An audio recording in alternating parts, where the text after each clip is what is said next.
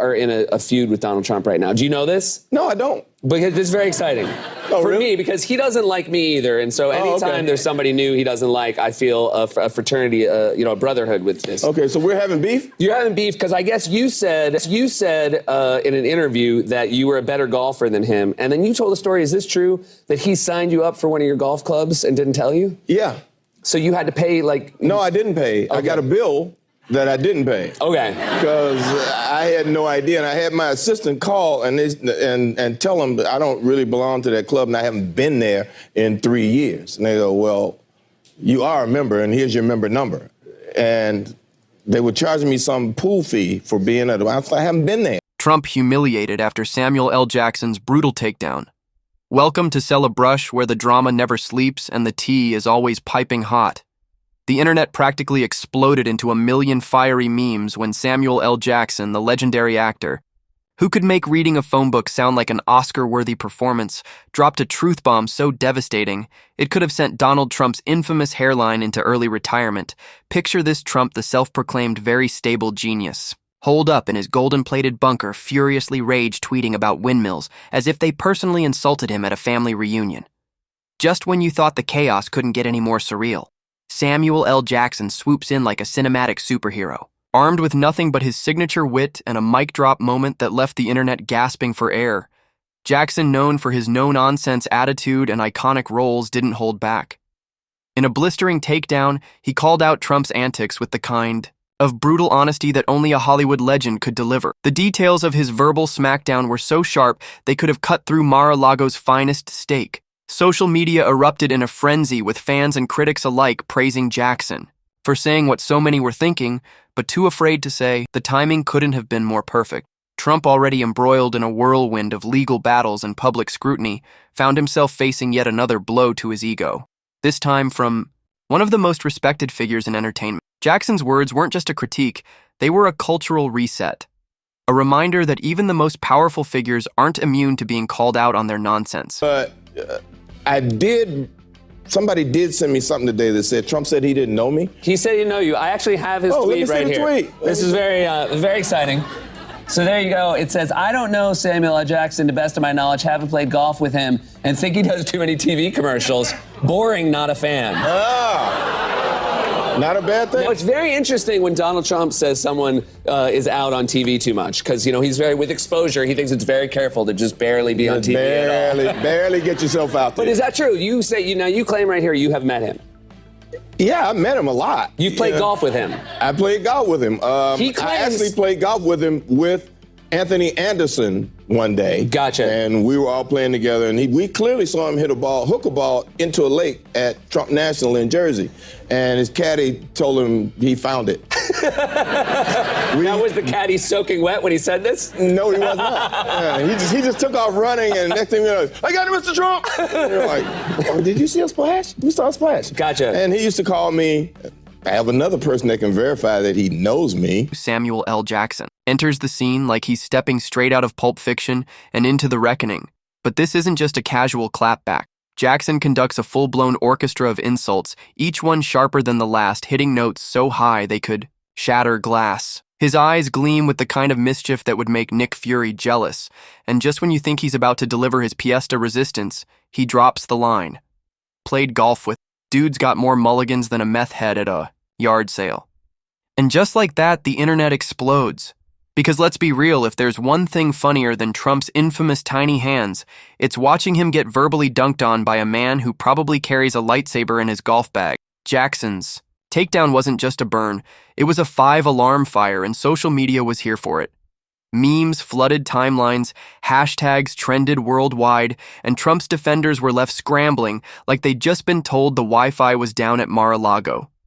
But before we dive deeper into this Hollywood-level drama, I got to ask you a quick favor. If you're loving this content, and let's be honest, who isn't, take a second to smash that like button and hit subscribe. Over 98% of you are watching without subscribing. Yeah, we see you. It costs nothing, but it makes a massive difference. So did you hit it awesome? You're the real MVP. Now back to the chaos. Jackson's takedown wasn't just about golf or mulligans. It was a masterclass in calling out hypocrisy with style. He didn't just roast Trump.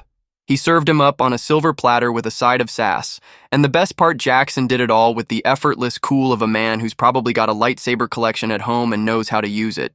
But hey, when you live in a world of golden toilets and windmill vendettas, you're bound to attract a few truth-tellers along the way. And when those truth-tellers happen to be Samuel L. Jackson, buckle up because it's going to be a wild ride. Called me one day. I was here in New York, and he was always calling him Samuel L. the Don.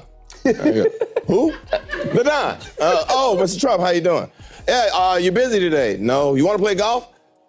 Sure. Well, I'm not going to play, but I got a friend who wants to play, and we're going to play at my club in, it was over here, not in Manhattan, but the other Trump club that's on this side of the bridge. And when I got there, it was President Clinton. Really? Who could also verify that Donald Trump knows me. Wow. Here's the bummer. And Don did show up, and he took Bill in and bought him a jacket and gave me nothing. I got bad news for you. The one person that might not back you up right now in this story is Bill Clinton, because I don't know if he's going to want to say a story that he was golfing with Donald Trump either. He didn't golf that day. He didn't golf that day? He did not golf that day. So who did you end up golfing with? With Mr. Clinton. Okay, gotcha. Yeah, Bill and I went out and played. Don showed up in the middle of the round, and we went into the clubhouse, and he gave Bill a jacket because it was a little chilly. Wow. He didn't even ask you if you were cold? No. I had a jacket on. Oh, you already had a jacket on. Whole mess began over a game of golf, of course, because Trump and golf go hand in hand with drama, like fast food and his private jet. Trump, whose relationship with the truth is as stable as his hold on a Diet Coke, can chose to accuse Samuel L. Jackson of cheating. From the man who most likely counts his putts in Roman numerals and calls it a anytime the ball lands in the same zip code as the hole, it's a hole in one. However, Jackson, the legend and icon, didn't simply deny it. He turned it into a weapon. He smirked and said, "Motherfar, I don't cheat," leaning back in an interview as if he were trying out for the movie Cooler Than You. Then he delivered the knockout blow to him. "You wouldn't be aware that I'm Samuel L. Jackson, though if I did, you would still be clapping like a seal, even if I took away your clubs, your wife, and your Big Mac mid-bite." Suddenly, the internet went down somewhere on the spot. A MAGA hat caught fire.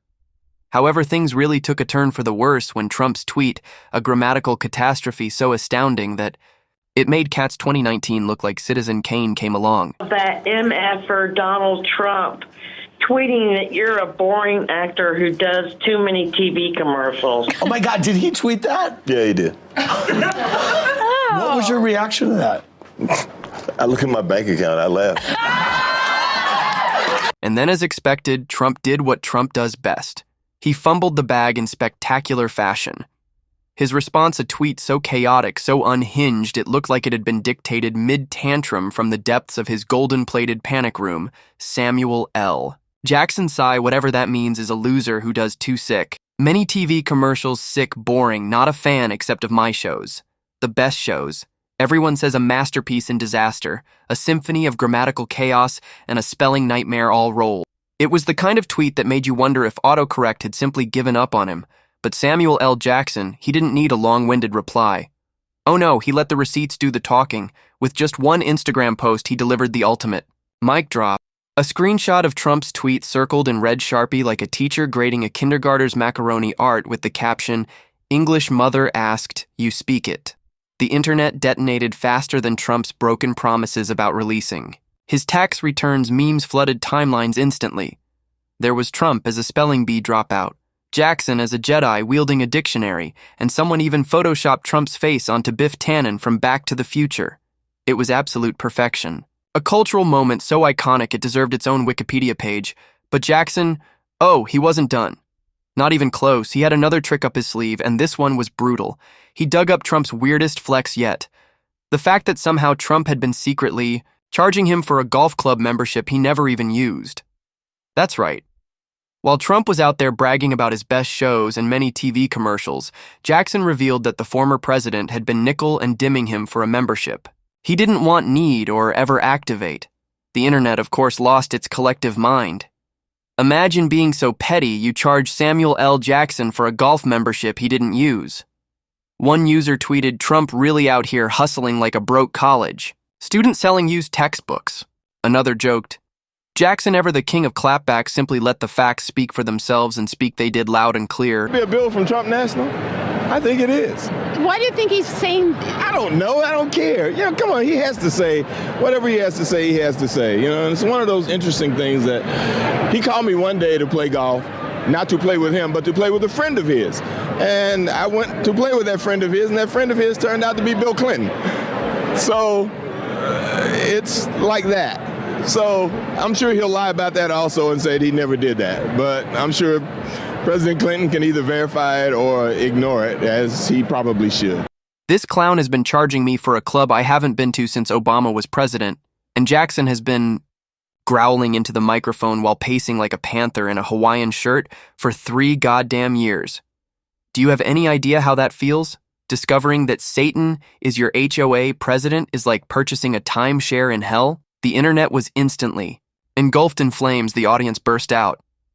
In the meantime, Trump was most likely searching the question, can you sue someone for being cooler than you?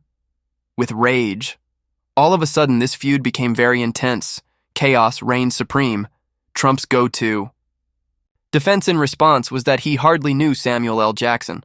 A lie so blatantly obvious it could have been packaged as saran wrap. Hardly knew me. Yes, yes, Jim, tell him. I will say, if we can prove that Donald Trump is lying when he says he doesn't know you, this might be the thing that finally brings down his campaign. This might be the thing. He put up with too much. Jackson was snorting cool and unconcerned as he sipped what must have been a martini made of liquid confidence while lounging in a late-night show chair like he owned the place.